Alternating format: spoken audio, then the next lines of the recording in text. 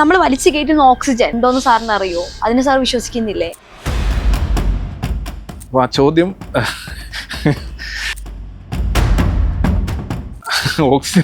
ഓക്സിജന് തെളിവ് ആവശ്യമുണ്ടോ?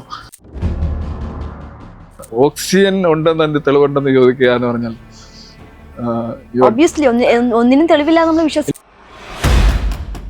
സാറിന് എന്തെങ്കിലും ബുദ്ധിമുട്ട് വന്നാൽ സാറിന്റെ വൈഫ് നോക്കും എന്നുള്ളത് അത് സാറിന്റെ വിശ്വാസം. മക്കളെ എന്നും സാറിന്റെ കൂടെ കാണും, നീതി പുലർത്തും എന്നുള്ളത് സാറിന്റെ വിശ്വാസം.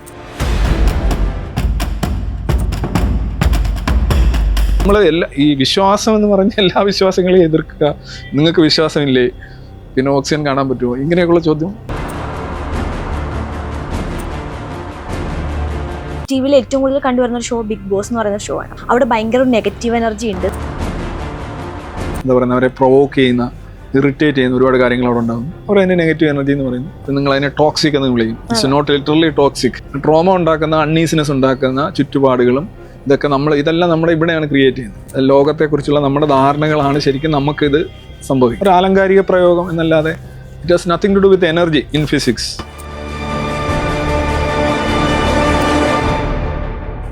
ഈ വിശ്വാസമൊക്കെ അന്ധവിശ്വാസമാണെന്ന് തോന്നുന്നുണ്ടോ? അല്ലെ, ഈ വിശ്വാസം എന്ന് പറയുന്നത് ബേസിക്കലി അന്ധമാണ്. അന്ധമല്ലെങ്കിൽ വിശ്വസിക്കേണ്ട കാര്യമില്ല. കുടിക്കുന്ന വെള്ളത്തിലും കഴിക്കുന്ന ആഹാരത്തിലും പഠിക്കുന്ന പുസ്തകത്തിലും എല്ലാം മതമാണ്. മതാടിസ്ഥാനത്തിൽ രാഷ്ട്രീയം, രാഷ്ട്രം തന്നെ മതാടിസ്ഥാനത്തിലുണ്ടായി. അപ്പം മതം എന്ന് പറയുന്നത് ഒരു അന്ധവിശ്വാസങ്ങളുടെ ഒരു സൂപ്പർ മാർക്കറ്റാണ്. ഈ നിരീശ്വരവാദികളെക്കാളും കൂടുതൽ വിശ്വാസികളാണല്ലോ ഇപ്പോൾ. ഇത് നമ്മൾ ചെയ്യുന്നതെന്ന് വെച്ചാൽ വിസിബിൾ എത്തീസം, അല്ലാതെ ടോയ്ലറ്റ് എത്തീസം അല്ല. നമ്മുടെ അതിനകത്ത് കയറി ഇരുന്നിട്ട് മതത്തിനെതിരെ മുദ്രാവാക്യം വിളിക്കലല്ലേ ഇത്. കാരണം വെച്ചാൽ മതത്തെ ഒപ്പോസിംഗ് ആയിട്ട് ഒന്നും തന്നെ ഇല്ല ഈ സംഭവത്തിൽ. മയക്കുമരുന്ന്, മതം, മദ്യം, പിന്നെ കൈയും വെട്ടും കാലും വെട്ടും, വേണ്ടി വന്നാൽ തലയും വെട്ടും. ഈ ലഹരികൾക്കെതിരെയുള്ള ഒരു പ്രവർത്തനമാണ് സ്വതന്ത്ര ചിന്ത അല്ലെങ്കിൽ എത്തീസം എന്ന് പറയുന്നത്. ഈ സാധനങ്ങളെല്ലാം ഇത് കഴിക്കുന്നവരും അല്ലെങ്കിൽ ഉപയോഗിക്കുന്നവർക്കും മറ്റുള്ളവർക്കും മൊത്തത്തിൽ സമൂഹത്തിനും അതിനെ പിന്നോട്ട് വലിക്കുന്നതാണ്. വിശ്വാസങ്ങളെല്ലാം ബേസിക്കലി അന്ധമാണ്. ലൈക്ക് സൂര്യൻ ഉണ്ട് എന്ന് നിങ്ങൾ വിശ്വസിക്കേണ്ട കാര്യമില്ല. നിങ്ങൾ വിശ്വസിച്ചാലും ഇല്ലെങ്കിലും അതവിടെ ഉണ്ടാവും. അപ്പോൾ എന്താണ് യാഥാർത്ഥ്യം എന്ന് ചോദിച്ചു കഴിഞ്ഞാൽ ഏറ്റവും സിമ്പിളായിട്ടുള്ള ഒരു ഡെഫിനേഷൻ എന്ന് പറയുന്നത് വിശ്വസിക്കുന്നത് അവസാനിപ്പിക്കുമ്പോഴും നിലനിൽക്കുന്നത് എന്തോ അതാണ് യാഥാർത്ഥ്യം. അതാണ് രസം. അപ്പൊ താങ്കളുടെ ഒരു തെറ്റിദ്ധാരണ ഇതായിരിക്കും ഒരു പക്ഷേ, കാണാൻ കഴിയാത്തതിൽ നിങ്ങൾ വിശ്വസിക്കുമോ? ഞാൻ പറയാം, കാണുന്നതിൽ വിശ്വസിക്കലല്ല എത്തീസം. കാണുന്നതിൽ നമ്മൾ വിശ്വസിക്കുകയില്ല. രാവിലെ സൂര്യൻ ഉദിക്കുന്നു, കാണുന്നു. ഞാനതിൽ വിശ്വസിക്കുന്നില്ല സൂര്യൻ ഉദിക്കുകയാണെന്ന്. ഞാൻ മനസ്സിലാക്കുന്നത് ഭൂമി കറങ്ങുകയാണെന്നാണ്. മുകളിലോട്ട് നോക്കുമ്പോൾ ഒരു ആകാശം പോലെ ഒരു വലിയൊരു പന്തൽ പോലെ ഇങ്ങനെ ഒരു കോണാകൃതിയിലുണ്ട്. ആകാശം ഉണ്ടെന്ന് ഞാൻ വിശ്വസിക്കുന്നില്ല. ഞാൻ കാണുന്നുണ്ട്. ഞാൻ നോക്കുമ്പോൾ ഭൂമി പരന്നതാണ്. എൻ്റെ കാഴ്ച അതാണ്. ഞാനതിൽ വിശ്വസിക്കുന്നില്ല. കാഴ്ചയല്ല തെളിവ്.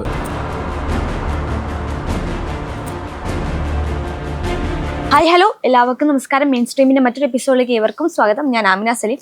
ഇന്ന് എന്നോടൊപ്പം ഉള്ളത് കേരളത്തിൽ അറിയപ്പെടുന്ന ഒരു നിരീശ്വരവാദിയും സ്വതന്ത്ര ചിന്തകനും അതോടൊപ്പം ഒരു ഇംഗ്ലീഷ് അധ്യാപകനും കൂടിയാണ് സി രവിചന്ദ്രൻ സാർ. നമസ്കാരം സർ. കഴിഞ്ഞ 3 വർഷമായിട്ട് ഒരു ബിഗ്ഗസ്റ്റ് സമ്മേളനം, നിരീശ്വരവാദികളെ കൂട്ടിയിട്ടുള്ള ഒരു ബിഗ്ഗസ്റ്റ് സമ്മേളനം നടന്നു വരുന്നുണ്ട്. 2025 അതേ ഒരു സമ്മേളനം നടത്താനായിട്ട് പോവുകയാണ്. അപ്പോൾ എനിക്ക് ചോദിക്കാനുള്ളത്, ഈ ഒരു സമ്മേളനം കൊണ്ടിട്ട് നിങ്ങൾ എന്ത് മെസ്സേജാണ് സമൂഹത്തിന് കൊടുക്കുന്നത്? 3 വർഷമല്ല, ശരിക്കും 2018 തുടങ്ങിയ 6ാമത്തെ ലിറ്റ്മസ് ആണ് നടക്കുന്നത്. ലിറ്റ്മസ് എന്ന് പറയുമ്പോൾ വേൾഡ് ലാർജസ്റ്റ് എത്തീസ്റ്റ് മീറ്റ് എന്നാണ് പറയുന്നത്.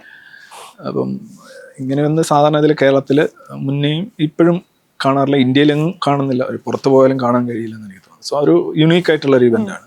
അപ്പം എന്തുകൊണ്ടാണ് എത്തീസ്റ്റുകളുടെ ഒരു മീറ്റിന് ഇത്ര വലിയൊരു പ്രാധാന്യം, മെസ്സേജ് എന്നുള്ളതാണ്. ഒന്ന്, നമ്മളുടെ സമൂഹം മൊത്തത്തിൽ മതത്തിൽ കുളിച്ചു നിൽക്കുന്ന ഒരു സമൂഹമാണ്. കുടിക്കുന്ന വെള്ളത്തിലും കഴിക്കുന്ന ആഹാരത്തിലും പഠിക്കുന്ന പുസ്തകത്തിലും എല്ലാം മതമാണ്. മതാടിസ്ഥാനത്തിൽ രാഷ്ട്രീയം, രാഷ്ട്രം തന്നെ മതാടിസ്ഥാനത്തിലുണ്ടായി. അപ്പം മതം എന്ന് പറയുന്നത് ഒരു അന്ധവിശ്വാസങ്ങളുടെ ഒരു സൂപ്പർ മാർക്കറ്റാണ്. അപ്പം അതിനെ റിഫൈൻ ചെയ്തെങ്കിൽ മാത്രമേ, അതിനെ ഡൈല്യൂട്ട് ചെയ്തെങ്കിൽ മാത്രമേ മനുഷ്യൻ്റെ സമൂഹത്തിനൊരു പുരോഗതി ഉണ്ടാവുള്ളൂ. അപ്പം ആ ഒരു സന്ദേശം കൊടുക്കാനായിട്ട് മതത്തിന് ക്രിട്ടിക്കലായിട്ടുള്ള ഒരു വ്യവസ്ഥ, ഒരു ഇൻസ്റ്റിറ്റ്യൂഷൻ ആവശ്യമാണ് ആശയപരമായിട്ട്. അങ്ങനെയൊന്നും ഇല്ല. എല്ലാവരും മതത്തെ താലോലിക്കുകയും പ്രീണിപ്പിക്കുകയും മതം പറയുന്നിടത്ത് വീണുകൊടുക്കുകയൊക്കെ ചെയ്യുകയാണ്. അപ്പോൾ അവിടെ അങ്ങനെ ഒരു പ്രതിരോധം, അതൊരു സമ്മർദ്ദമാണ്. മതത്തിൻ്റെ മേലുള്ളൊരു സമ്മർദ്ദമാണ്, മതാത്മകതയുടെ മേലുള്ള ഒരു സമ്മർദ്ദമാണ്. അതോടൊപ്പം തന്നെ നമ്മുടെ constitution article 51AH of the constitution. അത് പറയുന്നത് ആമിന ഉൾപ്പെടെ ഉള്ളവർ you should try to promote scientific temper, spirit of enquiry, humanism and reform. നിങ്ങളുടെ കടമയാണ്, എൻ്റെയും കടമയാണ്. ഞങ്ങളത് ചെയ്യുന്നു, പലരും അത് ചെയ്യുന്നില്ല. That's all. ഇതിന് ഈ ഒരു സമ്മേളനത്തിൽ എത്രത്തോളം ആൾക്കാർ വരുമെന്ന് പ്രതീക്ഷിക്കുന്നുണ്ട്? ഞങ്ങൾ ഈ നിരീശ്വരവാദികളെക്കാളും കൂടുതൽ വിശ്വാസികളാണല്ലോ ഇപ്പോൾ ഉള്ളത്. ഓഫ് കോഴ്സ് 2018 ഇത് ആദ്യം തിരുവനന്തപുരത്ത് തുടങ്ങുന്നത്. അപ്പോൾ ഞങ്ങളൊരു 300 പേര് ഉള്ള ഒരു അബാൻ ഓഡിറ്റോറിയമാണ് ശരിക്കും ബുക്ക് ചെയ്തിരുന്നത്, BMC. അപ്പോഴാണ് ഇതിൻ്റെ സിലബസും മറ്റ് ബ്രോഷറും ഒക്കെ പുറത്തിറങ്ങിയപ്പം ഇതിനകത്ത് രജിസ്ട്രേഷനിലുണ്ടായ ഒരു റെസ്പോൺസ് എന്ന് പറഞ്ഞു കഴിഞ്ഞാൽ ഞങ്ങളെപ്പോലും അമ്പരപ്പിച്ചു. അങ്ങനെയാണ് ഞങ്ങൾ നേരെ എങ്ങോട്ട് ഓടി? നിശാഗന്ധി ഓഡിറ്റോറിയത്തിലേക്ക് ഓടി. അവിടെ ഒരു 3000 ആണെങ്കിലും 30,000 ആണെങ്കിലും ഉൾക്കൊള്ളാൻ കഴിയുന്ന ഒരു വലിയ ഓപ്പൺ ആയിട്ടുള്ള ഓഡിറ്റോറിയമാണ്. ഞങ്ങളവിടെ ചെന്ന് കണ്ടപ്പോൾ തന്നെ ഇത്രയും വലിയ അടുത്ത്, സാധാരണ എത്തിസ്റ്റുകൾ എന്നൊക്കെ പറഞ്ഞാൽ 4, 3, 7 സിംഹവാലൻ കുരങ്ങന്മാർ എന്നൊക്കെയാണല്ലോ പൊതുവിൽ അറിയപ്പെടുന്നത്. പക്ഷേ ഞങ്ങളങ്ങനെ ഒരു റിസ്ക് എടുത്തു. ഞങ്ങൾ ആദ്യം കരുതിയത് ഒരു നിര നിറയ്ക്കാം എന്നാണ്. പക്ഷേ 3 നിരയും എല്ലാ നിരയും കവിഞ്ഞു. ഒരു ഫിലിം ഫെസ്റ്റിവലിനുള്ളതിനേക്കാൾ കൂടുതൽ ആളുകളായിരുന്നു 2018. അത്രയധികം നിരീശ്വരവാദികൾ നമ്മുടെ ചുറ്റും ഉണ്ടെന്നാണ്. നിരീശ്വരവാദികൾ ഉണ്ടോ എന്ന് ചോദിച്ചു കഴിഞ്ഞാൽ തീർച്ചയായിട്ടും ഉണ്ട്. പക്ഷെ അതിനകത്ത് പുറത്തു വരുന്നവരാണ് ഈ 0.1% ആണ്. കാരണം എന്തായാലും ഒരു 33 അല്ലെങ്കിൽ 35 കോടി ജനങ്ങളുണ്ടെന്ന്, 3.5 കോടി ജനങ്ങളുണ്ടെന്ന്. അതിൻ്റെ ഒരു 10% എന്ന് പറയുമ്പോൾ തന്നെ 35 ലക്ഷമായി. 35,000 പോയിട്ട് അത്ര പോലും പുറത്തു വരില്ല. അതായത് to be an atheist is easy actually. നിങ്ങൾക്കൊരു സാമാന്യ മൂളയുണ്ടെങ്കിൽ നമുക്ക് കാര്യങ്ങൾ നോക്കി ഈ ചൂഷണവും ഈ ഉടായ്പയും ഒക്കെ മനസ്സിലാവും. പക്ഷെ അത് പബ്ലിക്കായിട്ട് അത് നിങ്ങൾ ഇംപ്ലിമെന്റ് ചെയ്യാൻ, ആ പ്ലാൻ ഇംപ്ലിമെന്റ് ചെയ്യുക, എക്സിക്യൂട്ട് ചെയ്യുക എന്ന് പറയുന്നത് it's A different ball game, extremely different. ഇത് നമ്മൾ ചെയ്യുന്നതെന്ന് വെച്ചാൽ വിസിബിൾ എത്തീസമാണ്, അല്ലാതെ ടോയ്ലറ്റ് എത്തീസം അല്ല. നമ്മുടെ അതിനകത്ത് കയറി ഇരുന്നിട്ട് മതത്തിനെതിരെ മുദ്രാവാക്യം വിളിക്കലല്ലേ ഇത്. കാരണം വെച്ചാൽ മതത്തെ ഒപ്പോസിങ് ആയിട്ട് ഒന്നും തന്നെ ഇല്ല ഈ സമൂഹത്തിൽ. എല്ലാവരും അവിടെ വെച്ച് അത് ഞാൻ സംസാരിക്കില്ല, അത് ഞാൻ പറയില്ല. അപ്പോൾ മതം ഒരു അൺസ്റ്റോപ്പബിൾ, ഇൻഡൊമിറ്റബിൾ ആയിട്ടുള്ള, ഇൻവിൻസിബിൾ ആയിട്ടുള്ള ഒരു ഏജൻ്റായിട്ട് നമ്മുടെ സമൂഹത്തെ ഭരിക്കുകയാണ്. പക്ഷെ അത് വളരെ ആർക്കൈക്ക് ആയിട്ടുള്ള ഒരു സാധനമാണ്. അത് പ്രാചീനമായ, പ്രാകൃതമായ ഒരുപാട് പ്രശ്നങ്ങളുണ്ട്. ലിംഗവിരുദ്ധത, ജെൻഡർ ഇക്വാലിറ്റി സംബന്ധിച്ചുള്ള പ്രശ്നങ്ങൾ, അശാസ്ത്രീയത സംബന്ധിച്ചുള്ള പ്രശ്നങ്ങൾ, വയലൻസ്, ക്ലാഷസ്. അപ്പം ഇത് പരിഷ്കരിക്കപ്പെടണം. കുറഞ്ഞ പക്ഷം എലിമിനേറ്റ് ചെയ്യപ്പെട്ട് കഴിഞ്ഞാൽ കൊള്ളാം എന്നേ പറയുന്നുള്ളൂ. കാര്യം അത് ഒരിക്കലും പോസിബിൾ ആകണമെന്നില്ല, ചേഞ്ച് ചെയ്യാം. അതിനായിട്ടൊരു ശ്രമമാണ്. 2019 കോഴിക്കോട് വെച്ചായിരുന്നു. അന്ന് പരിപാടി തുടങ്ങി ഒരു 1.5 മണിക്കൂർ കഴിഞ്ഞപ്പോൾ ഫയർഫോഴ്സ് വന്നു. 1500 പേര് പുറത്തിറങ്ങിയെങ്കിൽ മാത്രമേ നിങ്ങൾ ഈ പരിപാടി കണ്ടിന്യൂ ചെയ്യാൻ അനുവദിക്കൂ എന്ന് പറയുന്ന രീതിയിൽ ആൾ വന്ന് പറഞ്ഞു. ഞങ്ങൾ രജിസ്ട്രേഷൻ സ്റ്റോപ്പ് ചെയ്ത്. You can not believe it. ഇത് 10 വർഷം കഴിഞ്ഞോ അല്ലെങ്കിൽ കുറേ വർഷം കഴിഞ്ഞ് നിങ്ങൾ പറഞ്ഞു കഴിഞ്ഞാൽ പോലും വിശ്വസിക്കില്ല. ഇത്തവണയും അത്രയും ആൾക്കാർ കാണുമെന്ന് വിശ്വസിക്കുന്നുണ്ടോ? അന്ന് 7000-ന് പുറത്ത് ആളുണ്ടായിരുന്നു. ഇവിടെ രാജീവ് ഗാന്ധി ഇൻഡോർ സ്റ്റേഡിയത്തിലാണ് ഇപ്രാവശ്യം. 2022 പിന്നെ വീണ്ടും ഞങ്ങൾ നിശാഗന്ധിയിൽ ഒന്നുകൂടെ പോയി, കോഴിക്കോട് ഒന്നുകൂടെ പോയി. ഇപ്പോൾ കംബാക്ക് ചെയ്യാണ്. മിനിമം എല്ലാ പരിപാടിയിലും ബെയർ മിനിമം ഒരു 5,000 ആൾക്കാർ ഉണ്ടായിട്ടുണ്ട്. പിന്നെ 5,000 ബിറ്റ്വീൻ 10,000 അത് ഡിപ്പെൻഡ്സ് ഓൺ പ്ലേസ്. എറണാകുളം ഒരു അപ്പുറത്തുനിന്നും ഇപ്പുറത്തുനിന്നും ആളുകൾക്ക് എത്താനുള്ള ഒരു സൗകര്യമുണ്ട്. സാറ് പറഞ്ഞ കാര്യത്തിൽ നിന്ന് ഒരു കാര്യം എടുത്ത് ചോദിച്ചോട്ടെ. സാറ് പറയുന്നുണ്ട് വിശ്വാസികൾ അല്ലെങ്കിൽ വിശ്വസിക്കുന്നവരൊക്കെ ഈ വിശ്വാസം അന്ധവിശ്വാസമാണ് അവരുടെ ആണ്. ഈ അന്ധവിശ്വാസത്തിൽ സാറിന് വിശ്വാസമുണ്ട്? കാര്യം നമ്മൾ മുമ്പൊക്കെ ഈ അന്ധവിശ്വാസം കുറെ വിശ്വസിച്ചിരുന്നവരാണ്. ഈ വിശ്വാസമൊക്കെ അന്ധവിശ്വാസമാണെന്ന് തോന്നുന്നുണ്ടോ? അല്ലെ, ഈ വിശ്വാസം എന്ന് പറയുന്നത് ബേസിക്കലി അന്ധമാണ്. അന്ധമല്ലെങ്കിൽ വിശ്വസിക്കേണ്ട കാര്യമില്ല. അതായത് ഉള്ള ഒന്നിനെ നിങ്ങൾക്ക്, ഈ വിശ്വാസം എന്ന് പറയുന്ന ഒരു ബൂസ്റ്റർ ഡോസാണ്. ലൈക്ക് സൂര്യൻ ഉണ്ട് എന്ന് നിങ്ങൾ വിശ്വസിക്കേണ്ട കാര്യമില്ല. നിങ്ങൾ വിശ്വസിച്ചാലും ഇല്ലെങ്കിലും അതവിടെ ഉണ്ടാവും. അപ്പോൾ എന്താണ് യാഥാർത്ഥ്യം എന്ന് ചോദിച്ചു കഴിഞ്ഞാൽ ഏറ്റവും സിമ്പിളായിട്ടുള്ള ഒരു ഡെഫിനേഷൻ എന്ന് പറയുന്നത് വിശ്വസിക്കുന്നത് അവസാനിപ്പിക്കുമ്പോഴും നിലനിൽക്കുന്നത് എന്തോ അതാണ് യാഥാർത്ഥ്യം. അപ്പം പക്ഷെ വിശ്വസിച്ച് പല കാര്യങ്ങളും നിങ്ങൾക്ക് നിലവിൽ കൊണ്ടുവരാൻ കഴിയും. ലൈക്ക് നിങ്ങൾ പ്രേതത്തിൽ വിശ്വസിക്കുകയാണെങ്കിൽ പ്രേതത്തെ ഓർത്ത് പേടിക്കുകയും വിറയ്ക്കുകയും വീട്ടിൽ അടച്ചുപൂട്ടിയിരിക്കുകയൊക്കെ ചെയ്യാൻ സാധിക്കും. ദൈവത്തിലോ മോഡലിലോ മറുതയിലോ ഒക്കെ വിശ്വസിക്കുമ്പോൾ അതനുസരിച്ചുള്ള കെമിക്കൽ റിയാക്ഷൻ തന്നെ നിങ്ങളുടെ ബ്രെയിനിനകത്തുണ്ടാകും. അത് നിങ്ങൾക്ക് വേണ്ടി നിലവിൽ കൊണ്ടുവരുന്ന യാഥാർത്ഥ്യമാണ്. ആക്ച്വലി അങ്ങനെ ഒരു സാധനമില്ല, യാഥാർത്ഥ്യമല്ലല്ലോ അത്. അപ്പം വിശ്വാസം എന്ന് പറയുന്നത് ആക്ച്വലി നമ്മൾ കൊടുക്കുന്ന ഒരു എക്സ്ട്രാ എഫേർട്ടാണ്. ഈ താങ്കൾക്ക് ഇപ്പോൾ ഒരു വിശ്വാസത്തിന് ആവശ്യമില്ല. ഞാൻ വിശ്വസിച്ചാലും ഇല്ലെങ്കിലും നിങ്ങളിവിടെ ഉണ്ട്. അത്തരം കാര്യങ്ങളും ഈ വിശ്വാസം എന്ന് പറയുമ്പോൾ വേണമെങ്കിൽ എനിക്ക് ഫെയർ ഈസ് വിശ്വസിച്ച് കഴിഞ്ഞാൽ നമ്മളോടൊന്ന് ഫേറി രാത്രി സംസാരിക്കുകയും കാതിൽ മന്ത്രബോധമൊക്കെ ചെയ്യും, ദൈവം സംസാരിക്കും, ദൈവത്തോട് സംസാരിക്കും, പ്രേതം വരും. നമ്മുടെ ഒരു തോന്നലല്ലേ? ഈ തോന്നലുകളാണ്. അതാണ് ഞാൻ പറഞ്ഞത്, വിശ്വാസങ്ങളെല്ലാം ബേസിക്കലി അന്ധമാണ്. ഈ അന്ധവിശ്വാസങ്ങൾ എന്ന് പറഞ്ഞാൽ നമ്മൾ എതിർക്കുക അല്ലെങ്കിൽ പരിശീലിക്കണം ആവശ്യപ്പെടുന്നത് എന്ന് പറഞ്ഞു കഴിഞ്ഞാൽ അത് വ്യക്തിക്കും സമൂഹത്തിനും രാജ്യത്തിനും വൻതോതിൽ ഹാമായിട്ടുള്ളവയാണ്. മനസ്സിലായോ? ഉദാഹരണമായിട്ട് ലഹരികൾ, മയക്കുമരുന്ന്, മതം, മദ്യം, ഈ സാധനങ്ങളെല്ലാം ഇത് കഴിക്കുന്നവരും അല്ലെങ്കിൽ ഉപയോഗിക്കുന്നവർക്കും മറ്റുള്ളവർക്കും മൊത്തത്തിൽ സമൂഹത്തിനും അതിനെ പിന്നോട്ട് വലിക്കുന്നതാണ്. ഇതെല്ലാം ലഹരികളാണ്, പഞ്ചമഹാലഹരികൾ എന്നാണ് നമ്മൾ അതിനെക്കുറിച്ച് പറയുന്നത്. ഒന്ന് ഈ വലി, പിന്നെ ഡ്രഗ്സ്, പിന്നെ ഇത്, പിന്നെ ഇത്, പിന്നെ കൈയും വെട്ടും കാലും വെട്ടും, വേണ്ടി വന്നാൽ തലയും വെട്ടും. എക്സാക്ട്ലി.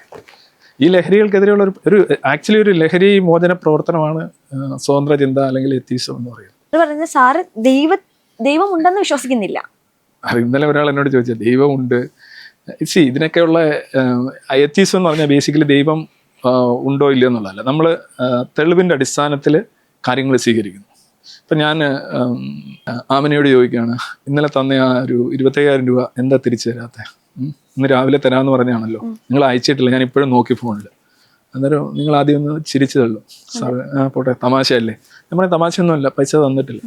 അപ്പോൾ കുറേ നമ്മളിങ്ങനെ തർക്കിക്കും. പിന്നെ ഞാൻ ഇച്ചിരി കുറേ കൂടെയൊക്കെ പ്രായം കൂടിയ ഒരാളായതുകൊണ്ട് കുറച്ച് മര്യാദയ്ക്ക് നിങ്ങൾ കുറേ നേരം സംസാരിക്കും.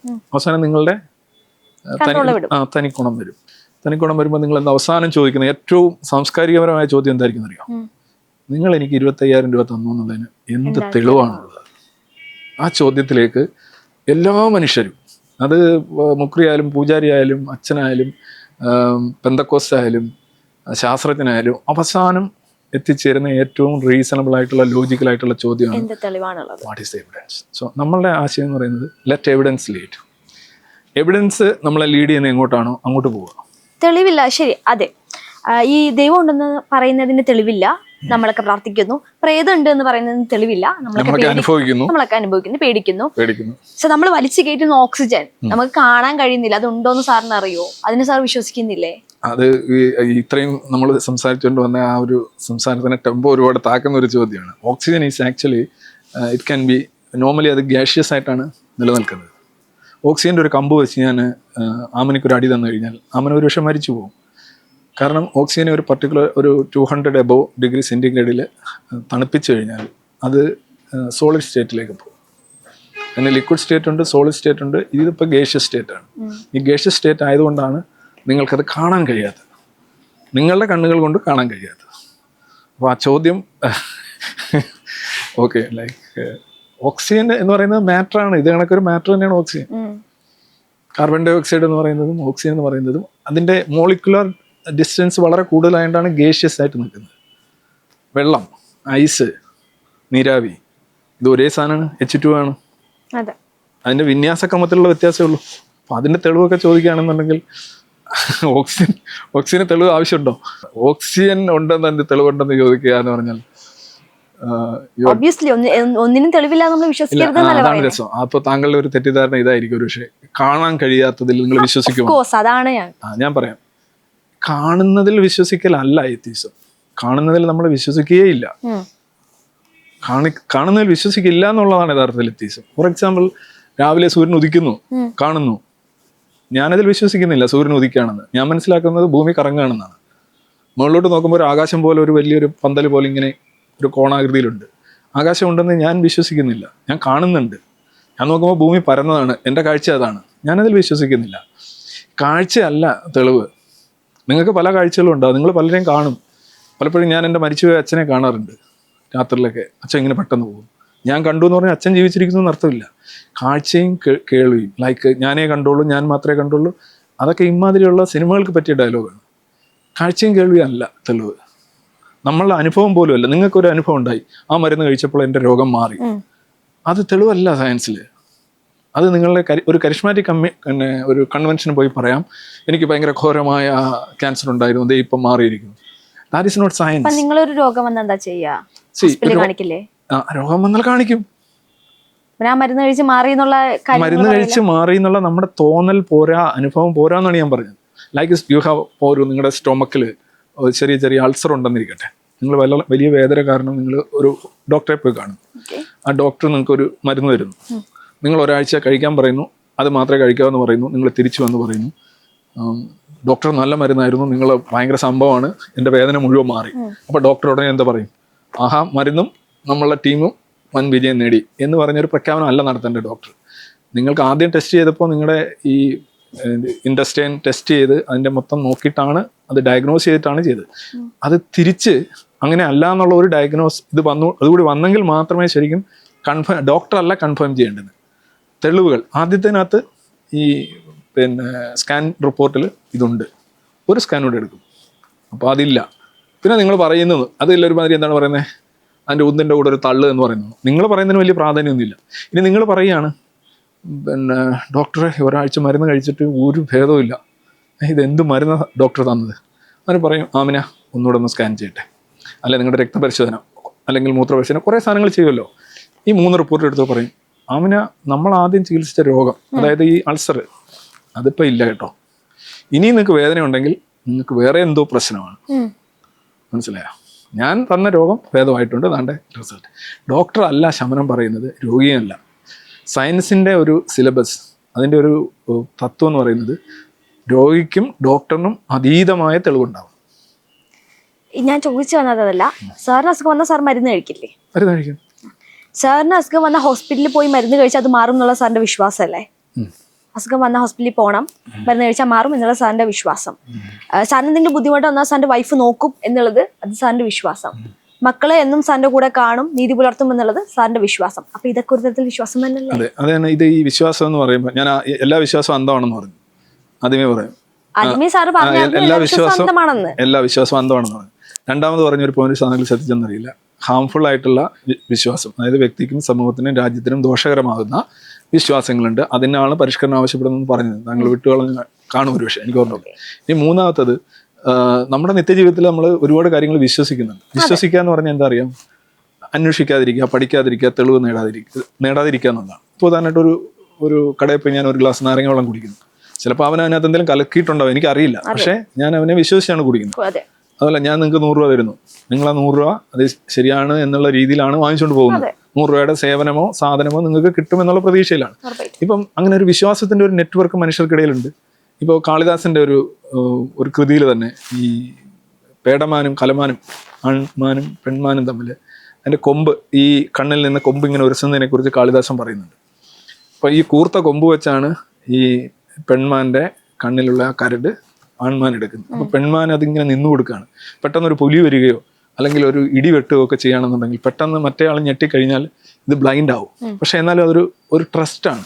ഈ ട്രസ്റ്റ് നമുക്കിടയിൽ വർക്ക് ചെയ്യുന്നുണ്ട്, മൃഗങ്ങൾക്കിടയിൽ വർക്ക് ചെയ്യുന്നുണ്ട്, വിശ്വാസവും വർക്ക് ചെയ്യുന്നുണ്ട്.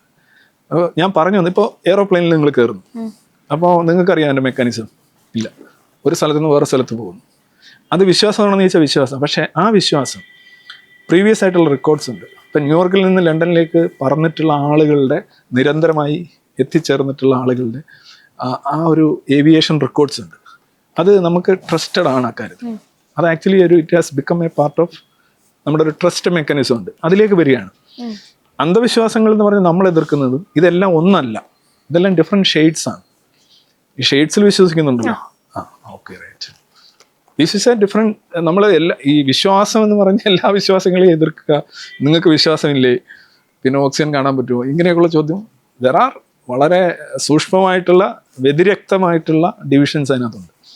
നമുക്ക് എല്ലാ വിശ്വാസങ്ങളെയും എതിർക്കാൻ കഴിയില്ല. നിങ്ങളിപ്പം അവിടെ ഇരിക്കുന്നു, ഞാൻ കുറേ വിശ്വാസങ്ങൾ നിങ്ങളെ സംബന്ധിച്ച് സൂക്ഷിച്ചിട്ടുണ്ട് അല്ലേ? നിങ്ങൾക്കും ഉണ്ടാവും ഒരു പക്ഷേ. അപ്പോൾ അത് മനുഷ്യ, ഞാൻ പറഞ്ഞില്ല ആ കാളിദാസന്റെ ഉദാഹരണം ഒന്ന് പുള്ളി പറയുന്നത് അത് സ്നേഹം കൊണ്ടാണ് ആ പെൺമാൻ ആൺമാനെ വിശ്വസിക്കുന്നത്. അത് നമ്മൾക്കിടയിലുണ്ട്, അത് ഭാര്യയ്ക്കിടയിലുണ്ട്, ഭർത്താവിനിടയിലുണ്ട്. അതും ഇതുമായിട്ട് ബന്ധിപ്പിക്കാനാണെങ്കിൽ ബന്ധിപ്പിക്കാം എന്നല്ല, പക്ഷേ 2 ഡിഫറെൻറ്റ് തിങ്സ്. ഈ അന്ധവിശ്വാസങ്ങളെ കുറിച്ചോ? അപ്പോൾ അന്ധവിശ്വാസങ്ങൾ എന്ന് പറഞ്ഞാൽ എല്ലാ വിശ്വാസങ്ങളും അന്ധമാണ്. വിശ്വാസങ്ങൾ ഒരു വ്യക്തിയുടെയും സമൂഹത്തിൻ്റെയും രാജ്യത്തിൻ്റെയും മുന്നോട്ട് പോകിനെ, ആരോഗ്യകരമായ വളർച്ചയെ, ശാസ്ത്ര പുരോഗതിയെ, മനസ്സിലായേ, മാനവികതയൊക്കെ തടസ്സപ്പെടുത്തുമ്പോൾ ആ വിശ്വാസങ്ങളെ ഡീബങ്ക് ചെയ്യേണ്ടതായിട്ടുണ്ട്. ഇപ്പോൾ ഫോർ എക്സാമ്പിൾ സ്ത്രീയും പുരുഷനും, ഇപ്പോൾ സ്ത്രീകൾക്ക് വോട്ടവകാശം കിട്ടിയത് 20-ാം നൂറ്റാണ്ടിലാണ്. മിക്കവാറും ബ്രിട്ടനിൽ പോലും കിട്ടിയത് 20-ാം നൂറ്റാണ്ടിലാണ്. എന്തുകൊണ്ടാണ്? മതം മുന്നോട്ട് വെക്കുന്ന ഒരു ലോകവീക്ഷണത്തിൽ സ്ത്രീ എന്ന് പറയുന്നത് ഒരു സെക്കൻഡറി ആയിട്ടുള്ള, ക്രിയേഷനിൽ പോലും 2ാമത്തെ സ്ഥാനമാണ്. ആദ്യം സ്ത്രീയാണ് യഥാർത്ഥത്തിൽ വരേണ്ടത്. ഒരു ഒരു റീപ്രൊഡക്ഷനാണ് ഉദ്ദേശിക്കുന്നതെങ്കിൽ, ഒരാളെ ആദ്യം സൃഷ്ടിക്കുന്നുണ്ടെങ്കിൽ അതൊരു സ്ത്രീ ആയിരിക്കണം. അത് ഏത് ജന്തു വിഭാഗത്തിലും സസ്യത്തിലും മനുഷ്യരിലെല്ലാം അങ്ങനെ വരേണ്ടത്. പക്ഷേ ഈ മതം എന്ന് പറയുന്നത് പുരുഷനുണ്ടാക്കിയ ഒരു സാധനമാണ്. പുരുഷൻ ഉണ്ടാക്കിയ സാധനത്തിൽ പുരുഷനെ മുകളിൽ വരുന്ന ഒരു കഥകളാണ് എല്ലാ മതങ്ങളിലും ഉള്ളത്. അപ്പം ആ ഒരു ലോകവീക്ഷണത്തെ നമ്മൾ ഡിബങ്ക് ചെയ്യണം. കാര്യം അത് സ്ത്രീകളുടെ ഈക്വാലിറ്റിയെ, ജെൻഡർ ഈക്വാലിറ്റിയെ സമസ്ത തലങ്ങളിലും അത് ദോഷമായി ബാധിക്കുന്നുണ്ട്. അപ്പോൾ അതൊരു അന്ധവിശ്വാസമാണ്, അത് ഹാംഫുള്ളാണ്. അപ്പോൾ അതുപോലെ തന്നെ കളറിൻ്റെ കാര്യത്തിൽ ചിലർ കളറ് കറുത്ത വെളുത്ത, അപ്പം അത് നമ്മൾ സയൻസ് കൊടുക്കുക. എന്താണ്? ഈ ട്രോപ്പിക്കൽ റീജിയനിൽ സോളാർ റേഡിയേഷൻ കൂടുതൽ വരുന്നുണ്ട്, നമ്മുടെ മെലനോസൈറ്റ് കോശങ്ങൾ ഉദ്ദീപിക്കപ്പെടുന്നു, മെലനിൻ വരുന്നു, സ്കിൻ ഡാർക്കർ ആകുന്നു, നമ്മൾ കറുത്ത് പോകുന്നു, അല്ലെങ്കിൽ ബ്രൗൺ വരുന്നു. പോളാർ റീജിയനിലേക്ക് പോകുമ്പോൾ അവിടെ വളരെ കുറച്ച് സോളാർ റേഡിയേഷൻ മാത്രമാണ് കിട്ടുന്നത്. സ്വാഭാവികമായിട്ടും അവിടുത്തെ സ്കിന്നിൽ മെലനിൻ ഉൽപ്പാദിപ്പിക്കപ്പെടുന്നില്ല. അപ്പോൾ അത് മഞ്ഞിച്ചോ വെളുത്തോ ഒക്കെ ഇരിക്കുന്നു. അതുപോലെ തന്നെ നമ്മളുടെ മുടിയുടെ നിറം എന്താണ്? ബ്ലാക്ക് ആണ്. അല്ല, വൈറ്റ് ആണ് നമ്മുടെ മുടിയുടെ നിറം. അതിൽ ഈ പറയുന്ന സാധനം പിഗ്മെന്റേഷൻ സംഭവിച്ചെങ്കിൽ മാത്രമേ അത് ബ്ലാക്ക് ആവുള്ളൂ. ആ പിഗ്മെന്റേഷൻ്റെ തോത് കുറയുന്നതുകൊണ്ടാണ് നരയ്ക്കുന്നത് നമ്മൾ. ഇതൊക്കെ നമ്മളങ്ങോട്ട് ശാസ്ത്രത്തിൻ്റെ രീതിയിൽ പറഞ്ഞു കൊടുക്കുമ്പോൾ ഈ സമൂഹത്തിലുള്ള ഒരുപാട് ഈവിൾസ്, വ്യക്തികൾക്കിടയിലുള്ള കുറേ വിവേചന ബോധ്യങ്ങൾ, അതൊക്കെ ഇല്ലാതാവും. അത് ദൈവം എന്ന് പറയുന്നത് ആക്ച്വലി അതെൻ്റെ ഒരു മേളിരിക്കുന്നൊരു സാധനം മാത്രമാണ്. ദൈവം ഒരു പ്രോഗ്രാമാണ്. ലൈക്ക് എന്താ പറയുന്ന ഒരു സദ്യ എന്ന് പറയുന്ന സാധനം. എല്ലാം കൂടെ ചേരുന്നതാണ്. ഇതൊരു പാക്കേജാണ്. അപ്പോൾ അതിൽ ഒന്നിൽ നമ്മൾ പിടിച്ചു വലിക്കുമ്പോൾ എല്ലാത്തിലും അതിൻ്റേതായിട്ടുള്ള സംഗതികളുണ്ടാവും. സാർ എന്ന് മുതലാണ് ഈ ഒരു കാര്യം മനസ്സിലാക്കി തുടങ്ങി? സാർ ഒരു എത്തിസ്റ്റ് ആണ്, അല്ലെങ്കിൽ ഇങ്ങനെയാണ് ചിന്തിക്കേണ്ടതെന്ന് മനസ്സിലാക്കി തുടങ്ങി ഏത് അറിവ് വെച്ച പ്രായം മുതലാണോ, അതോ ഏതെങ്കിലും വിശ്വാസികളിൽ നിന്ന് കിട്ടിയ അനുഭവത്തിന്റെ പേരിലാണോ? ഒന്നാമത് ഈ അനുഭവത്തിന് വില പൂജ്യമാണ് സയൻസിൻ്റെതായ ഒരു രീതിയിൽ. നിങ്ങളൊരു അനുഭവം കൊണ്ട് എത്തിസ്റ്റ് ആയി കഴിഞ്ഞാൽ വേറൊരു അനുഭവം വരുമ്പോൾ നിങ്ങൾ വിശ്വാസമായിട്ട് തിരിച്ചു പോകും. ഓക്കെ, അനുഭവം എന്ന് പറഞ്ഞു കഴിഞ്ഞാൽ നന്ദനം എന്ന് പറയുന്ന സിനിമ നമുക്കറിയാം. ഞാനേ കണ്ടോളൂ, ഞാൻ മാത്രമേ കണ്ടോളൂ. അപ്പോൾ ഞാൻ കണ്ടത് വെച്ചുകൊണ്ട് ആ നായിക കൂടുതൽ ദൃഢമായ വിശ്വാസത്തിലേക്ക് പോകാൻ വേറെ ആരും കണ്ടില്ല. പലരും അനുഭവത്തെക്കുറിച്ചാണ് സംസാരിക്കുന്നത്. പലരും മാസമായിട്ടുള്ള ഹിസ്റ്റീരിയക്ക് വിധേയമാണ്. അപ്പോൾ അനുഭവമല്ല ഒരിക്കലും എത്തീസത്തിൻ്റെ ഒരു തെളിവ്, അല്ലെങ്കിൽ അതിനകത്തുള്ള റൂട്ട് മാപ്പ്. ഞാൻ എപ്പോഴായെന്ന് ചോദിച്ചാൽ ഒരു പർട്ടിക്കുലർ ടൈമൊന്നുമില്ല. ഒരു ദിവസം രാവിലെ എഴുന്നേറ്റ് ഗ്ലാസ് പൊട്ടി വീഴുന്നു ഞാൻ അവിടെ നിന്ന് ഇങ്ങോട്ട്, അങ്ങനെയല്ല. It's an evolutionary process. അത് നമ്മളുടെ അറിവ്, തിരിച്ചറിവ്, അനുഭവങ്ങൾ, പിന്നെ നിങ്ങൾ ചിന്തിക്കുന്നത്, നിങ്ങളുടെ യുവർ ഓപ്പറേറ്റിംഗ് യുവർ അപ്സ്റ്റേഴ്സ്. നമ്മളത് ചുമന്നുകൊണ്ട് കിടക്കല്ല, നമ്മളൊരു പോർട്ടർ ആവുകയല്ല, മറിച്ച് യൂസർ ആവുകയാണ്. ഏത് ഈ 1350cc ബ്രെയിൻ നമ്മൾ ഉപയോഗിച്ച് തുടങ്ങുമ്പോഴാണ് ശരിക്കും നിങ്ങൾ എത്തീസത്തിലേക്ക് പോകുന്നത്. എന്ന് വെച്ച് വിശ്വാസികളൊന്നും അത് ഉപയോഗിക്കുന്നില്ലെന്നല്ല ഞാൻ പറഞ്ഞു. അതിൻ്റെ ഉപയോഗം, ഏറ്റവും പോസിറ്റീവായിട്ടുള്ള ഉപയോഗമാണ് ഇത്തരത്തിലുള്ള. ഇത് actually monkey on your back ആണ്. നിങ്ങളിപ്പോൾ ഇസ്രയേലാണെങ്കിൽ ചിലപ്പോൾ നിങ്ങൾ ജൂതനായിരിക്കും, അറബ് രാജ്യത്തായിരിക്കും, മുസ്ലിം ആയിരിക്കും, ഇവിടെ പോകുമ്പോൾ ഹിന്ദു ആയിരിക്കും. നിങ്ങളൊരിടത്ത് വരുന്നു, അവിടുത്തെ മണ്ണ് പറ്റുന്നു, ആ മണ്ണാണ് ഭയങ്കര സാധനം എന്ന് പറയുന്നു. അവിടുത്തെ വെള്ളം കുടിക്കുന്നു, ആ വെള്ളമാണ് യഥാർത്ഥ വെള്ളം എന്ന് പറയുന്നു. നിങ്ങൾ അതിനു വേണ്ടി മരിക്കുന്നു, പൊരുതുന്നു, അടുത്ത തലമുറയെ കൂടെ അതിനകത്ത് പിടിച്ചിടുന്നു. ലൈക്ക് ഒരു സെക്ഷലി ട്രാൻസ്മിറ്റഡ് ഡിസീസ് പോലെയാണ്. നിങ്ങൾക്ക് എങ്ങനെയാണ് നിങ്ങളുടെ മതം കിട്ടിയെന്ന് ചോദിച്ചു കഴിഞ്ഞാൽ ഒരു ലൈംഗിക രോഗം പോലെ നിങ്ങളിൽ കിട്ടി, നിങ്ങളിൽ വന്നു, അടുത്ത തലമുറയിലേക്ക് നിങ്ങളത് പകരുന്നു. ഇങ്ങനെ അടിച്ചു വിടുന്നു. പ്രത്യേകിച്ച് ആരും അന്വേഷിക്കുന്നില്ല ഇത് എന്താണ്, ഇതാണ് നമ്മുടെ അപ്പനപ്പന്മാരായിട്ട് ചെയ്യുന്ന കാര്യം. So like that. അത് എതിർക്കുമ്പോൾ ഒരുപാട് ഒപ്പോസിഷൻ ഉണ്ടാകുന്നു. മതം വിടുന്നവരെക്ക് ശമ്പളം മരണമായിട്ട് കൊടുക്കുന്ന മതങ്ങളില്ലേ? ചിലരല്ലെന്നുണ്ടെങ്കിൽ കുറഞ്ഞ പക്ഷം അടുക്കളയിലും അമ്മയുടെ കുത്തുവാക്കെങ്കിലും കേൾക്കേണ്ടി വരും. സോ അതും ഒരു സ്പെക്ട്രമാണ്. എല്ലായിടത്തും ഒരേ ശിക്ഷയല്ല. അപ്പോൾ ഇതൊക്കെ നോക്കൂ, മതത്തെ മെരുക്കിയാണ് മനുഷ്യൻ. എൻലൈറ്റൻമെന്റ് എന്ന് കേട്ടിട്ടുണ്ടാവും ഒരു പക്ഷേ, യൂറോപ്പിലുണ്ടായത്. എൻലൈറ്റൻമെന്റ് മൂവ്മെന്റിന്റെ ഏറ്റവും ഇതെന്ന് പറഞ്ഞു കഴിഞ്ഞാൽ അവസാനത്തെ രാജാവിനെ, അവസാനത്തെ പുരോഹിതന്റെ കുടൽമാലയിൽ കഴുത്ത് മുറുക്കി കൊല്ലുന്ന അന്നാണ് മനുഷ്യൻ സ്വതന്ത്രനാകുന്നത് എന്നുള്ള ദിദ്രോയുടെ വരികൾ. അവസാനത്തെ രാജാവ് അധികാര കേന്ദ്രമാണ്. രാജാവ് പാടില്ല. അവസാനത്തെ പുരോഹിതൻ, അവൻ മതം വെച്ച ആളുകളെ ചൂഷണം ചെയ്യുകയാണ്. അവസാനത്തെ രാജാവിനെ, അവസാനത്തെ പുരോഹിതന്റെ കുടൽമാല വലിച്ചൂരുക എന്ന് പറഞ്ഞാൽ അവനെയും കൊല്ലുക എന്നുള്ളതല്ല. ഞാൻ മീൻസ് ഈ രണ്ട് യൂണിറ്റ്സും ഇൻസ്റ്റിറ്റ്യൂഷൻസും ഇല്ലാതാവണം. വയലൻസിനുള്ള ഒരു ആഹ്വാനമല്ല, സിംബോളിക്കായിട്ട് പറഞ്ഞാണ്.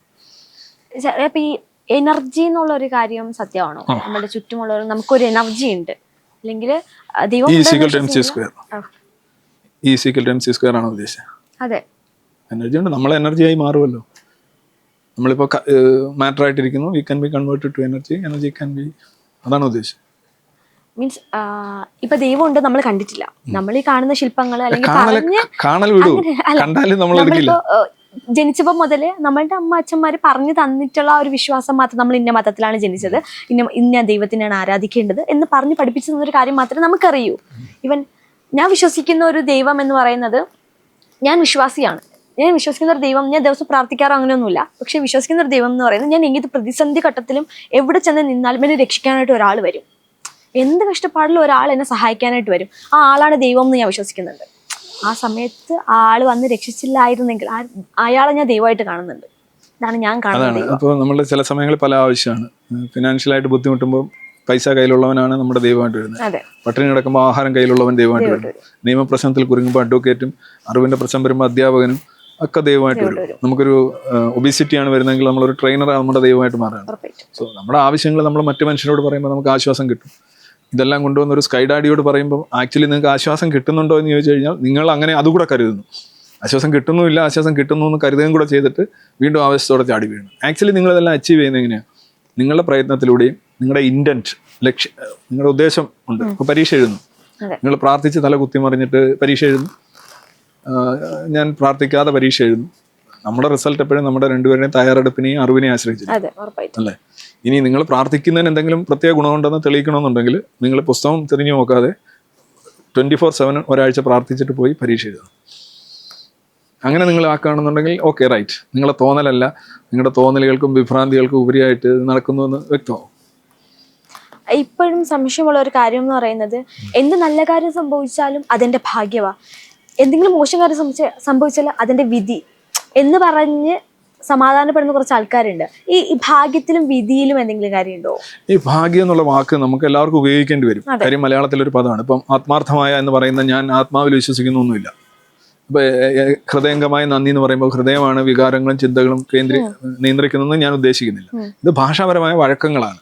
അതിലാണ് നിങ്ങൾ ഈ പറഞ്ഞപ്പോൾ എന്താണ് ആ ഒരു പദം പറഞ്ഞ്, വിധി, അതുപോലെ തന്നെ ഭാഗ്യം എന്ന് പറഞ്ഞു കഴിഞ്ഞാൽ ഒരു ഫേവറബിൾ ഔട്ട്കം ആണ്. നമ്മുടെ ജീവിതത്തിൽ നമ്മൾ ഒരു പെർമ്യൂട്ടേഷൻ ആൻഡ് കോമ്പിനേഷൻ അറൗണ്ട്, നമ്മൾ ഒരുപാട് ഇപ്പൊ ട്രെയിനിൽ ചെല്ലുന്നു, ട്രെയിൻ നമുക്ക് കിട്ടാം, നമ്മൾ ലേറ്റായിട്ട് വരുമ്പോൾ ട്രെയിനും ലേറ്റായിട്ട് വരുന്നു, നമ്മൾ സമയത്ത് വരുമ്പോൾ ട്രെയിൻ ഒരുപാട് വൈകുന്നു. ഇതെല്ലാം നമ്മളെ സംബന്ധിച്ചിടത്തോളം പല ആംഗിളിൽ നിന്ന് ഒരു സംഭവം നടക്കും. ഇപ്പോൾ ഒരാൾ ലേറ്റായിട്ട് വരുന്നു, ട്രെയിനിൻ്റെ തന്നെ എടുക്കാം, അയാൾ 30 മിനിറ്റ് ലേറ്റാണ്, പക്ഷേ ട്രെയിൻ വന്നിട്ടില്ല. അയാൾ പറയും ആഹാ ദാറ്റ്സ് ഗുഡ്. നിങ്ങളാണെങ്കിൽ ഒരു 15 മിനിറ്റ് നേരത്തെ വന്നാണ്, നിങ്ങളിപ്പോൾ 45 ഒരു മണിക്കൂറായിട്ട് അവിടെ ഇങ്ങനെ പോസ്റ്റായിട്ട് നിൽക്കുക, നിങ്ങൾ ഇത് എന്താണ് എന്ന് നിങ്ങൾ ചോദിക്കും. സോ ഒരേ സംഭവം തന്നെ നമ്മുടെ പൊസിഷൻ, നമ്മൾ എവിടെയാണോ പ്ലേസ് ചെയ്തിരിക്കുന്നത് എന്നുള്ളതിനെ ആശ്രയിച്ച് നമ്മൾ വിവിധ തരത്തിൽ വിലയിരുത്തും. അല്ലാതെ യഥാർത്ഥത്തിൽ ഭാഗ്യവും നിർഭാഗ്യമൊന്നും ഈ ലോകത്തൊന്നുമില്ല. അത് വ്യക്തിഗത അനുഭവമാണ്, വ്യക്തിക്ക് അങ്ങനെ തോന്നുന്നതാണ്. ഇപ്പോൾ ഉദാഹരണമായിട്ട് അരിസ്റ്റോട്ടിൽ ഒരിക്കൽ പറഞ്ഞൊരു കാര്യം, മഴ പെയ്യുന്ന സമയത്ത് കൊച്ചുകുട്ടികൾ കളിക്കാൻ പുറത്തു പോകാൻ ആഗ്രഹിക്കും. അന്നേരം അമ്മ പറയും കളിക്കണ്ട, പോയി കാലൊന്നും ഓടിക്കണ്ട എന്ന് പറയും. പക്ഷേ കുട്ടിയാണെങ്കിൽ ഭയങ്കരമായിട്ട് ചിണുങ്ങി നിൽക്കും, അവന് കളിക്കാൻ പോകണം. അമ്മയ്ക്കാണെങ്കിൽ സന്തോഷമാണ്, അവൻ ഇന്ന് പുറത്ത് പോയിട്ട് വസ്ത്രങ്ങൾ അഴുക്കാക്കില്ല, അതോടൊപ്പം തന്നെ പരിക്കൊന്നും വരില്ല. അച്ഛൻ ഒരു കർഷകൻ അവിടെ, അവന് വിത ഇറക്കാനായിട്ട് നിൽക്കുന്നവനാണ്. അവൻ പറയും ഓഹോ എൻ്റെ പ്രാർത്ഥന ദൈവം കേട്ടു. അച്ഛൻ വേറൊരാളാണെങ്കിൽ അയാളെ കൊയ്തെടുക്കാനായിട്ട് ബാക്കി കിടക്കുകയാണ് ധാന്യങ്ങൾ, കഴിഞ്ഞ ആഴ്ച വണ്ടി വന്നില്ല, അതുകൊണ്ട് എടുക്കാൻ പറ്റിയില്ല. അപ്പോൾ അയാൾ പറയും ഇതെന്ത് വലിയ ശിക്ഷയാണ്, ഞാൻ ഇത്രയും നാൾ ഇത് പരിപാലിച്ചുകൊണ്ടിരുന്ന ഈ വിള എനിക്കിത് നേരെ കൊയ്തെടുക്കാൻ കഴിയുന്നില്ലല്ലോ, ദൈവം എന്നോട് എന്താണ് ഇത്രയും ക്രൂരനായിട്ട് പെരുമാറുന്നത്. അപ്പോൾ വിത്തിറക്കാനുള്ളവന് ഭയങ്കര സന്തോഷം, വിള കൊയ്യാനുള്ളവന് ഭയങ്കര ദുഃഖം, കുട്ടിക്ക് ഭയങ്കര പ്രതിഷേധം, അമ്മയ്ക്ക് ഒരാശ്വാസം. ഇതെല്ലാം ഈ മഴ കാരണമാണ് സംഭവിക്കുന്നത്. പക്ഷെ മഴ ഇതൊന്നും അറിയുന്നില്ല, മഴ പെയ്യുകയാണ്. നിങ്ങൾ ഈ ഭാഗ്യമൊന്നും നിർഭാഗ്യം നോക്കുക, നിങ്ങളുടെ ഓരോരോ ആംഗിളിൽ നിന്നുകൊണ്ട് നിങ്ങൾ അതിനെ വിലയിരുത്തുകയാണ്. നിങ്ങൾക്കൊരു സിനിമയിൽ ചാൻസ് കിട്ടിയില്ലെങ്കിൽ വേറെ ആൾക്ക് അവിടെ ചാൻസ് കിട്ടുന്നുണ്ട്, അയാളുടെ ഭാഗ്യം നിങ്ങളുടെ നിർഭാഗ്യം. അപ്പൊ ആക്ച്വലി ഇറ്റ് ഈസ് വ്യക്തിഗതമായ അനുഭവങ്ങളാണ് ഇതെല്ലാം. അതിന് പ്രത്യേകിച്ച് കാരണമൊന്നുമില്ല, നിങ്ങൾക്ക് അതിനൊരു കാരണം ഉണ്ടാക്കിയെടുക്കണം. നിങ്ങൾ കാരണം ഉണ്ടാക്കാൻ വെച്ചാൽ we need to have some reasons, and if you don't have any reason you want to create a false reason. Religion എന്ന് പറഞ്ഞാൽ ഫുൾ ഓഫ് ഫോൾസ് റീസൺസ് ആണ്. ഒരാളെ അല്ലെങ്കിൽ ഒരു കാര്യം, ഞാൻ ഉദാഹരണമായിട്ട് എന്തുകൊണ്ടാണ് കൊച്ചു കുട്ടികൾക്ക് ക്യാൻസർ വന്നത് എന്ന് പറയുമ്പോൾ അതിന് ഒരു കാരണവശാലും അറിയാൻ കഴിയില്ല. ദൈവം ക്രൂരനാണോ, ദൈവം ക്രൂരനാണെന്ന് പറഞ്ഞു കഴിഞ്ഞാൽ ദൈവത്തിന് എന്ത് തോന്നും? അപ്പോൾ നമ്മൾ എന്താ ഒരു തിയറി ഉണ്ടാകും, ഇത് ഈ കുട്ടി ഒരു നമ്പറാണ്, ഒരു സിമ്മാണ്, അത് വേറൊരു മൊബൈലിലായിരുന്നു പണ്ട് കിടന്നത്, ആ മൊബൈൽ പോയി, ശരീരം പോയി, അപ്പോൾ ഈ സിം എടുത്ത് ഈ നമ്പർ വന്ന് ഈ കുട്ടിയിൽ വന്നിരിക്കുകയാണ്, ഈ ആത്മാവ് അവിടെ നിന്ന് ഇങ്ങോട്ട് വന്നിരിക്കുകയാണ്. അപ്പോൾ ആ നമ്പർ ആ മൊബൈലിൽ വെച്ച് വിളിച്ചിട്ടുള്ള ചാറ്റുകളും പിന്നെ കോളുകളും അങ്ങനെയൊക്കെയുള്ള സാധനങ്ങളൊക്കെ ഉണ്ടല്ലേ, വിവാദമായ ചാറ്റുകളൊക്കെ ആയിരുന്നു. അതിൻ്റെ ഫലമാണ് ഈ കുട്ടിക്ക് ഇത് വന്നതെന്ന് പറഞ്ഞാൽ കറക്റ്റ് ആയില്ലേ? കാര്യം ഒരു വ്യക്തി അയാളുടെ പഴയ ജന്മത്തിൽ so-called you create something like പഴയ ജന്മം ചെയ്തിട്ടുള്ള അനീതി, കുറ്റകൃത്യങ്ങൾ, പാപങ്ങളുടെ ഒക്കെ ഫലമായിട്ട് ഈ കുട്ടി അനുഭവിക്കുന്നത് റാഷണൽ ആയില്ലേ? It's a false reason. അങ്ങനെ പറയാൻ പറ്റുമോ നമുക്ക്? അങ്ങനല്ലേ പറയുന്നത്. മുജ്ജന്മ പാപം എന്ന് പറഞ്ഞാൽ എന്താ അർത്ഥം? അതെ, പണ്ട് ചെയ്ത മുമ്പത്തെ ജന്മത്തിൽ ചെയ്ത തെറ്റുകൾ, കുറ്റങ്ങൾ, അനീതികൾ, അക്രമങ്ങൾ, അതിന്റെ ഫലം ഇന്ന് അനുഭവിക്കുന്നു. അടിപൊളിയല്ലേ? ആക്ച്വലി ഇങ്ങനെ ഇതെല്ലാം ഫോൾസ് ആയിട്ടുള്ള കാര്യങ്ങളാണ്. നിങ്ങൾക്ക് നിങ്ങളുടെ പ്രീവിയസ് ജന്മത്തെ കുറിച്ച് യാതൊരു ധാരണയില്ല. നിങ്ങൾക്ക് ഒരെണ്ണം ഉണ്ടെന്നിരിക്കട്ടെ, പാമ്പായിട്ടോ പുഴുവായിട്ടോ മനുഷ്യനായിട്ടോ ഉണ്ടെന്നിരിക്കട്ടെ, യു ഹാവ് നോ റീസൺ. നിങ്ങൾക്ക് ഓർക്കാനും ഇല്ല, ഒന്നുമില്ല. ഉണ്ടെങ്കിലും ഇല്ലെങ്കിലും ഒക്കെ നിങ്ങൾക്ക് സമം ഗുണമാണ്. ഇനി നിങ്ങൾ മരിച്ചു കഴിഞ്ഞാൽ നിങ്ങൾ എന്താകും എന്നുള്ളത് നിങ്ങളെ അലട്ടുന്നില്ല, ഒരു രീതിയിലും അലട്ടില്ല. പക്ഷെ ഇങ്ങനെ ഒരു സിദ്ധാന്തം ഉണ്ടാക്കി വെച്ചാൽ നല്ലതല്ലേ? ഇപ്പൊ എന്തിനാണ് എന്തിനാണ് മതം അനുസരിച്ച് ജീവിക്കുന്നതെന്ന് ചോദിക്കുമ്പോൾ അവർക്ക് മതം ഒരു ഈ LIC ആണ്. അത് എടുക്കുന്ന ആൾക്ക് ഒന്നും കിട്ടില്ല, കിട്ടും മരണത്തിന് ശേഷം സമ്മാനം തരാമെന്ന് പറഞ്ഞ് ഏതെങ്കിലും ഒരു പദ്ധതിയിൽ നിങ്ങൾ ചേരുമോ? ഞാൻ പറയോ, ആമിന എനിക്കൊരു 1 കോടി രൂപ തരണം, ഞാനൊരു 30 കോടി രൂപയായിട്ട് മരണത്തിന് ശേഷം എത്തിക്കാം എന്ന് പറയാം.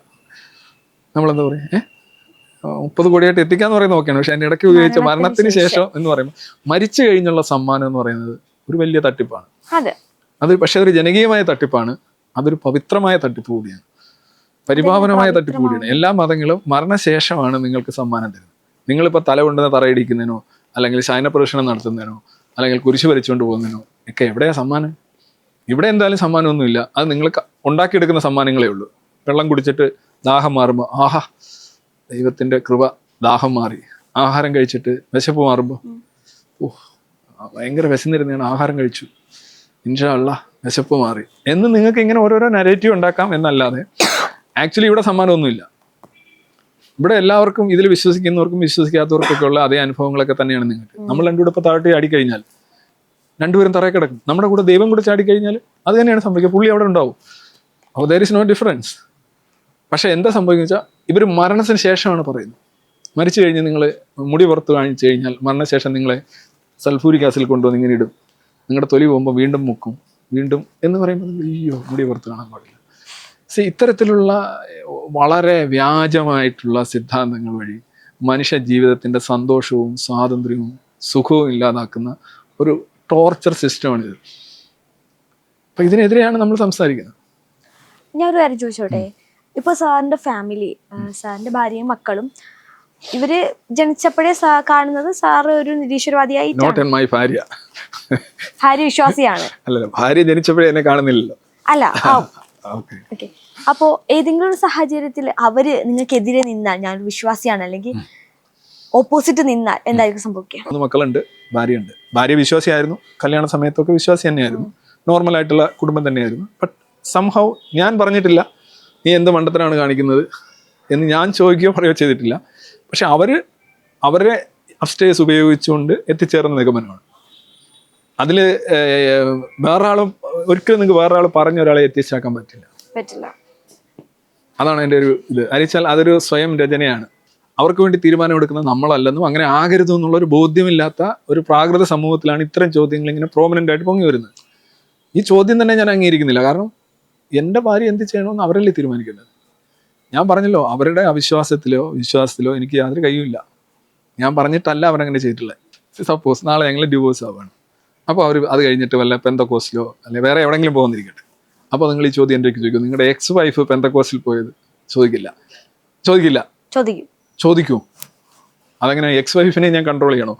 കൺട്രോൾ ചെയ്യണ്ട, പോയല്ലോ. അപ്പൊ സാറിന്റെ ഒരു ഇതില് വിശ്വാസം ഇല്ലാത്തത് കൊണ്ടാണോ പുള്ളിക്കാരത്തി ഇത് പോയെന്ന് ചോദിക്കും.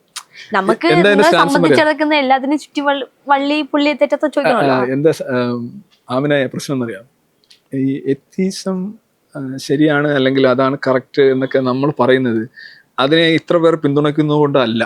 ഇപ്പൊ ഞാനിപ്പോ നാളെ പറയാണ്, ഞാൻ വയസ്സായി ഒക്കെ വന്നിട്ട് ഞാൻ അടുത്തുള്ള അമ്പലത്തിലൊക്കെ പോയി കുറെ ചരട് കുറിച്ച് അമ്പലമൊക്കെ ആയിട്ട് പോവാന്നിരിക്കട്ടെ, അല്ല എന്തെങ്കിലും ചെയ്തിരിക്കട്ടെ എന്ന് പറഞ്ഞാൽ എന്താ അവിടെ സംഭവിക്കുന്നത്?